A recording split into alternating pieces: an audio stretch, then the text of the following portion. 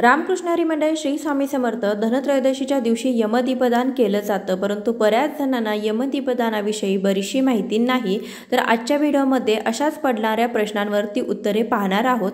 जसं की यमाचा दिवा जो आहे तर तो कोणी लावावा, महिलांनी लावावा की पुरुषांनी लावावा, दिवा कसा बनवावा किंवा दिवा कणकेचा घ्यावा की मातीचा घ्यावा, 13 दिवे या दिवशी लावले जातात तर ते कुठे लावावेत व का लावावेत, आपण यमाचा दिवा लावल्यानंतर त्या दिव्याचं नंतर काय करायचं, शिवाय आपण यमाचा दिवा करत असताना पिठामध्ये कोणती वस्तू टाकावी, ज्यांना घराच्या बाहेर जागा नाही यमदीपदान करण्यासाठी त्यांनी हा दिवा कुठे लावावा, अशा बऱ्याचशा प्रश्नांची उत्तरे तुम्हाला या व्हिडिओतून मिळतील। त्यासाठी व्हिडिओ शेवटपर्यंत पहा। चॅनलवर नवीन असाल तर सबस्क्राइब करा। लगेच आजच्या व्हिडिओला सुरुवात करूया। मृत्यूचे भय प्रत्येकाला वाटत असते, त्यातही अकाली मृत्यूचे भय हे जास्तीच असते। मृत्यू कधी कसा येईल हे कोणी सांगू शकत नाही, परंतु तो कसा येऊ नये यासाठी आपण प्रार्थना नक्कीच करू शकतो। यासाठी शास्त्रात धनत्रयोदशीच्या दिवशी यमराजाला दीपदान केलं जातं। मृत्यूची देवता यमराज हे दक्षिण दिशेचे स्वामी आहेत, त्यांच्यासाठी धनत्रयोदशीच्या दिवशी दक्षिण दिशेकडे दिव्याची वात करून तो दिवा प्रज्वलित केला जातो। अनन्य भावे तो दिवा यमराजांना अर्पण करून अकाली मृत्यू येऊ नये अशी प्रार्थना केली जाते। यामागे देखील एक मनोवेदक कथा आहे। कथित भविष्यवाणीप्रमाणे हेमा राजाचा पुत्र आपल्या 16व्या वर्षी मृत्युमुखी पडणार असतो। आपल्या पुत्राने जीवनाची सर्व सुखे उपभोगावीत म्हणून राजा व राणी त्याचे लग्न करतात। लग्नानंतर 4था दिवस हा तो मृत्युमुखी पडण्याचा दिवस असतो। या रात्री त्याची पत्नी त्यास झोपू देत नाही। त्याच्या अवतीभोवती ती सोन्या चांदीच्या मोहरा ठेवल्या जातात। महालाचे प्रवेशद्वार असे सोन्या चांदीने भरून रोखले जाते। सर्व महालामध्ये मोठमोठ्या दिव्यांनी लखलखीत प्रकाश केला जातो। वेगवेगळी गाणी व गोष्टी सांगून पत्नी त्याला जागे ठेवते। जेव्हा यम राजकुमाराच्या खोलीत सर्परूपात प्रवेश करण्याचा प्रयत्न करतो तेव्हा त्याचे डोळे सोन्या चांदीने दिपतात। या कारणास्तव यम आपल्या जगात म्हणजे यमलोकात परततो। अशा प्रकारे राजकुमाराचे प्राण वाचतात, म्हणून या दिवसास यमदीपदान असं देखील म्हटलं जातं। या दिवशी सायंकाळी घराबाहेर दिवा लावून त्या दिव्याच्या वातीचं टोक हे दक्षिण दिशेमध्ये केलं जातं। त्यानंतर ह्या दिव्यास नमस्कार केला जातो, याने अपमृत्यू टळतो असा देखील समज आहे। अशी यामागची कथा आहे। त्यासाठी धनत्रयोदशीच्या दिवशी प्रत्येकाने यमदीपदान करावे। यमदीपदान करत असताना यमाचा दिवा कोणी लावावा, महिलांनी की पुरुषांनी, यमाचा दिवा कोणीही लावू शकतं। यामध्ये महिला पुरुष असं कोणताही यामध्ये संबंध नाही। तुम्ही घरातील कोणतीही व्यक्ती यमाचा दिवा लावू शकते, परंतु शक्यतो घरातील कर्त्या व्यक्तींनी हे काम करण्याचा प्रयत्न करावा। यानंतर यमाचा दिवा कणकेचा करावा की मातीचा करावा। यमाचा दिवा जो आहे तो शक्यतो कणकेचा बनवला जातो। कणकेचा दिवा बनवत असताना आपण थोडीशी कणिक घ्यायचे म्हणजे गव्हाचं पीठ, त्यानंतर त्यामध्ये मीठ आपल्याला अजिबात टाकायचं नाही। त्यानंतर चिमूटभर हळद त्यामध्ये टाकायची, घट्टसर त्याचा गोळा बनवून घ्यायचा। त्यानंतर त्याचा आपण खोलगटमध्ये भाग बनवून आपण एक मोठ्या आकाराचा दिवा बनवायचा। हा दिवा जवळपास तास ते 2 तास तर चालायला हवा, यासाठी मोठ्या आकाराचा दिवा बनवा। त्यानंतर उरलेल्या कणकेचे 2 मुटके देखील बनवायचे आहेत। तर बघा, बऱ्याच ठिकाणी 13 दिवे या दिवशी लावले जातात, कारण की या दिवसाला धनत्रयोदशी किंवा धनत्रयोदशी असं म्हटलं जातं।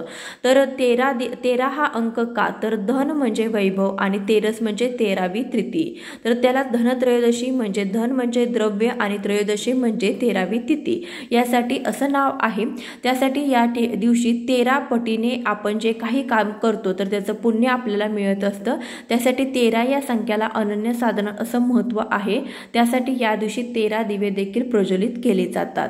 तर तुमच्याकडे जर कणकेचे 13 दिवे बनवत असतील तर तुम्ही कणकेचे 13 दिवे बनवू शकता, परंतु याची काही गरज नाही असं मला वाटतं। तुम्ही शक्यतो एक दिवा कणकेचा बनवावा जो आपण यमासाठी ठेवणार आहोत, आणि उरलेले जे दिवे आहेत तर ते दिवे तुम्ही मातीचे वापरू शकता। जसं की आपण ज्या पंत्या दिवाळीमध्ये आणतो त्या पंत्या तुम्ही वापरू शकता।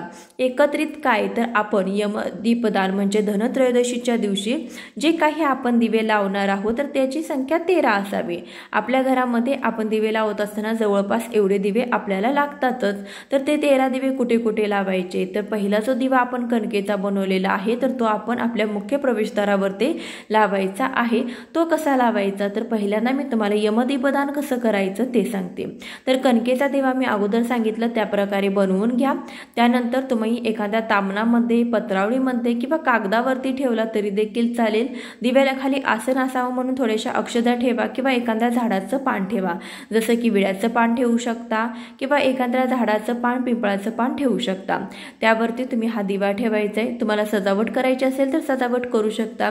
दिवा ठेवत असताना त्याच्या बाजूला 2 मुटके हे अवश्य असावेत। यानंतर दिवा बनवल्यानंतर त्यामध्ये जोडवात घालायची, तेल किंवा तूप घालू शकता, परंतु दिव्याची वात जी आहे तर ती दक्षिण दिशेला यावी अशा प्रकारे ठेवायचं। तर माझ्या घराचं जे तोंड आहे तर ती दिशा आहे तर ती उत्तर दिशेला तोंड आहे, त्यामुळे मी हा ताट जे आहे दिवा आहे तर उंबरठ्याला उलट्या दिशेने ठेवला आहे, म्हणजे आपण दक्षिण दिशेला तोंड करून हा दिवा ठेवलेला आहे। तर तुम्ही रांगोळी काढू शकता आणि त्यावर हा दिवा लावू शकता। हा दिवा कधी लावायचा तर 6 ते 8:30 या टायमामध्ये तुम्हाला हा दिवा लावायचा आहे, म्हणजे 3 सांजेला हा दिवा लावायचा। त्यानंतर तुम्ही 8, 8:30 पर्यंत तुम्ही हा दिवा कधीही लावू शकता या वेळेमध्ये। परंतु एक गोष्ट लक्षात ठेवा, दिवा लावल्यानंतर कोणीही तो दिवा ओरडायचा नाही किंवा घरातून बाहेर पडायचं नाही। म्हणजे तुम्ही हा दिवा कधी लावू शकता, म्हणजे तुमची सगळी जी कामं आहेत तर ती कामं झाल्यानंतर सर्वात शेवटी, जेणेकरून तुम्हाला तासभर घराच्या बाहेर जावं लागणार नाही, अशा वेळेमध्ये तुम्ही दिवा लावा। म्हणजे तुमची कामं जशी होतात त्या पद्धतीने तुम्ही सर्वात शेवटी हा दिवा लावून घेऊ शकता। दिवा लावत असताना काय करायचं आहे, थोडंसं अक्षदांचं आसन ठेवा किंवा सांगितल्याप्रमाणे फुलांच्या पानाचं आसन ठेवा, त्यावरती दिवा ठेवा। दिवा प्रज्वलित करायचं, हळदी कुंकू अक्षदा व्हायच्या, अगरबत्ती ओवाळून घ्यायची। त्यानंतर आपल्याला एक मंत्र देखील म्हणायचा आहे, जो स्क्रीनवरती दिलेला आहे तो मंत्र म्हणा। त्यानंतर आपल्याला हात जोडून यमराजाकडे प्रार्थना करायची आहे की माझ्या घरामध्ये कोणाचाही अपमृत्यू किंवा अपघाती मृत्यू होऊ नये अशी प्रार्थना करायची आहे। आणि त्यानंतर आपण तिथे उठायचं आहे, घरामध्ये जायचं आहे आणि हा दिवा आपल्याला असाच प्रज्वलित ठेवायचा आहे। दुसऱ्या दिवशी सकाळी तुम्ही हा दिवा काढू शकता। दिवा काढल्यानंतर त्या दिव्याचं काय करायचं, दिवा काढल्यानंतर तो दिवा आहे तर तो तुम्ही निर्माल्यामध्ये टाकू शकता किंवा कुत्र्याला खायला घालू शकता, परंतु गाईला खावायला घालू नका। एखाद्या मोठ्या झाडाच्या खाली देखील ठेवू शकता। किड्या मुंगे जी आहेत तर ती हा दिवा खाऊन टाकतील, तो वेस्ट होणार नाही किंवा कोणाकडून ओलांडला जाणार नाही। ज्यांच्या ठिकाणी, ज्यांच्या घरामध्ये मुख्य प्रवेशद्वारासमोर काहीही जागा नाही तर त्यांनी हा दिवा कुठे लावावा, त्यांनी हा दिवा आपण जी धनत्रयोदशीची पूजा मांडणी केलेली आहे त्या पूजेच्या समोर किंवा देवघरासमोर तुम्ही हा दिवा लावू शकता। फक्त दिव्याची ती वात आहे तर ती दक्षिण दिशेला करावी। दिवा लावल्यानंतर शक्यतो दिव्याजवळ कोणीही लगेच जाऊ नये, या गोष्टीची काळजी आपल्याला घ्यायची आहे। अशा प्रकारे तुम्ही यमाचा दिवा लावू शकता। यमाचा दिवा कसा लावावा याबद्दलचा सविस्तर व्हिडिओ आपल्या चॅनलवरती आहे, तो पाहून तुम्ही सविस्तर माहिती घेऊ शकता। यानंतर आपण पाहूयात की 13 दिवे कुठे आणि का लावावेत। तर अगोदर सांगितल्याप्रमाणे या दिवशी 13 या अंकेला अनन्यसाधारण असं महत्त्व आहे। पहिला दिवा यमाचा म्हणून आपल्या घराबाहेर दक्षिण दिशेला तोंड करून लावायचा। त्यानंतर 2 दिवे आपल्याला मुख्य प्रवेशद्वाराच्या दोन्ही बाजूला लावायचे आहेत। आपल्याला त्यानंतर एक दिवा आपल्या देवघरामध्ये लावायचा आहे। तुळशी मातेजवळ एक दिवा लावायचा आहे। घराच्या छतावरती तुम्ही एक दिवा लावू शकता, खिडकीवरती तुम्ही उरलेले दिवे लावू शकता। अशा प्रकारे तुम्हाला 13 दिवे लावायचे आहेत किंवा तुम्ही 13 दिवे एकत्रित करून ते दिवे तुम्ही आपल्या तुळशी वृंदावनाच्या समोर देखील लावू शकता। तिथे त्या दिव्याने तुम्ही स्वस्तिक देखील बनवू शकता। अशा रीतीने केलं तरी सुद्धा चालेल। या दिवशी आपल्याला धन्वंतरी देवतेची देखील पूजा करायची आहे। लक्ष्मी मातेची, कुबेर देवतेची देखील या दिवशी पूजा केली जाते। नैवेद्यामध्ये या दिवशी काही खास वस्तू अर्पण केल्या जातात।